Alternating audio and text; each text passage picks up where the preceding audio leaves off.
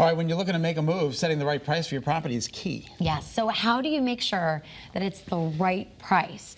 Realtor Alexa Kebalo is here to explain. You lean on your agent. We're leaning on you today for this one. Lean on me. Lean on me when you're not strong. I'll guide your list price. Exactly. So you get the most money. To carry on.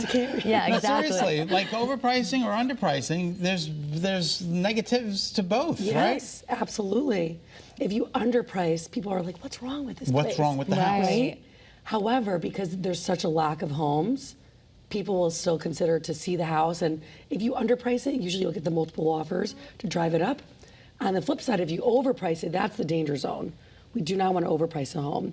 If you overprice a home, then there's a chance that people won't even go to see it. Oh, and you'll miss a potential buyer. That would be perfect for. Exactly. Interesting. So, go ahead. Jinx.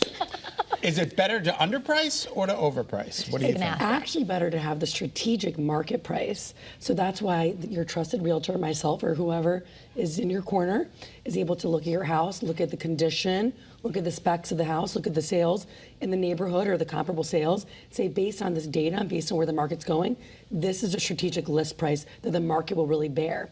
So if you list it just right, you're in that sweet spot and you're going to get the most potential for multiple offers, and they'll give you the best terms, condition, and price. All right, here's a question for you. Yeah. Most of the houses, on average, that are at the listing price right now that we're seeing when we go online, are they going above that more often than not? They're still going above that more often than not. Wow. Well, They're still going above. It's interesting because I had a friend who lives in LA. He sent me, he's thinking about moving back home because his family's in West Hartford. So he sent me a link to a beautiful home in West Hartford, and it was like $565. I sent him back an email and I said, you got to be kidding me if you think you're going to get this for $565. I said, it's probably going to be $665 or even $700,000. Right. I said, so plan on coming in with an extra $100,000 to $150,000 in cash. Wow. Because that's typically what's going, and especially in West Hartford. I know, like the really, really hot spots, we're still seeing. I mean, we've had clients that bid $100,000 over and get it, and some that don't, right? But I also want to put out there that that is not the case for every home, because depending on how it's priced and what's going on in the market, sometimes you can get the home for just a little bit over, right? But for the sellers out there, make sure you do not overprice the home, because you will continue to chase that market.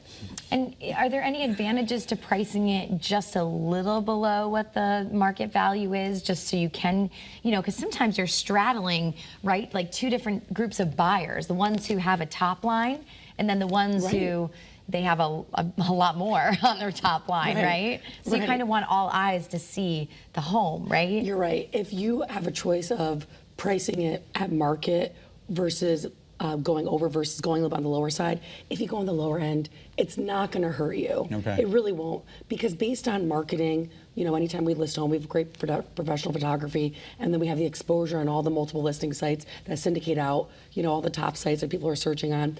You will have eyes on the property, so the market will not allow you to underprice, and it will just end up driving up, right? So how do we know what the right price is? Is it all based on comps? What's going on in the neighborhood? If your house is nicer than the rest of them, should it be pricing in the same as the rest of the home? Should it be pricing more?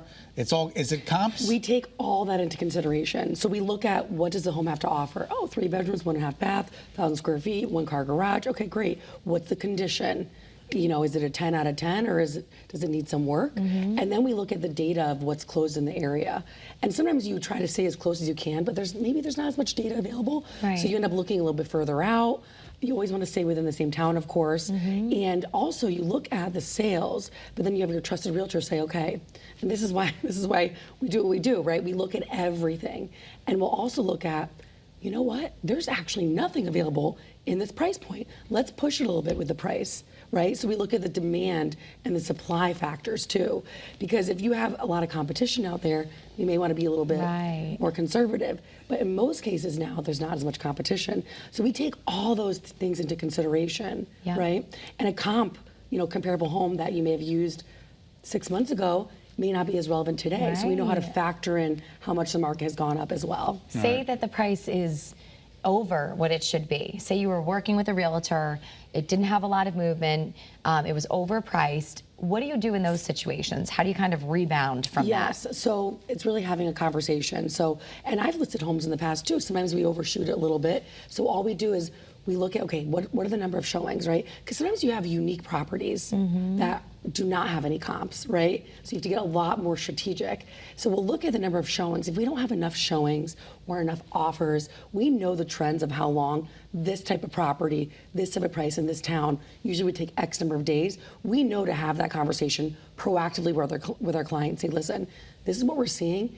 If we're trending behind what we want to see at this point, so why don't we revisit and let's do an X dollar price adjustment, and that will get the property back on top of everyone's list. So do you usually relist it with like another photo just to kind of get those fresh You eyes? can, but usually Okay. just changing the price will get those fresh eyes. It'll get right to the Okay. top of the inbox. All right, you can reach out to Alexa to get the right price for a property. There's all the information. Of course, she was the 2022 Connecticut Realtor of the Year, 860-808-4125. Thanks, Alexa. Thanks, Alexa. All right. The price is right. Come on down.